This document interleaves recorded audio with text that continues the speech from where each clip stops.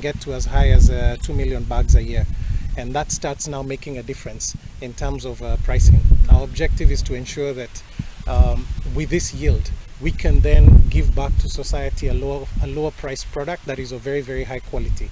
John yaugite itura riu ni rigukorwo rigikura na andu makiria ma 2,000 ni makorwo makigira mawira. The thing is that we anticipate that at least from the farming side you'll have direct employment of about 2,000 people. But the key thing also is that, you know, with these 2,000 people, we're thinking of establishment of communities within this area.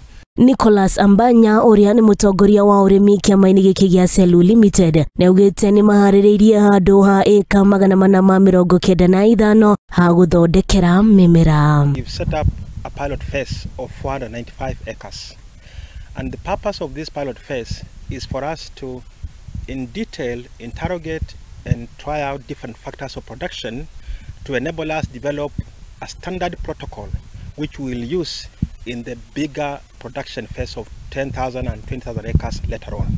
Fantas Kemanini augite mararuta wira na honge 15 iria citari cia githirikari na irio cionanitie gukenio ni mutaratara uyu. With about 15, the ones who have really shown a lot of interest. One of the things they've been asking for the type of soils, the soil structure, which actually the proof of concept which is currently being done here. The current developer is actually trying to test the soil structure and a number of things that the Minister wa maii fururini Alice Wahome ni arikiriirie na kuheana mathina maria magumeire mubango uyu.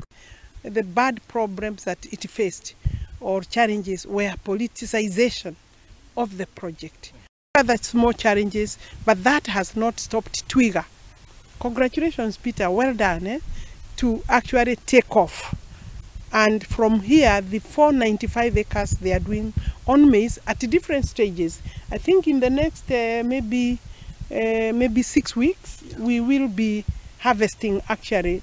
Hadoine Hamodingi TV, riakwa ni waithiriro wa Njoroge.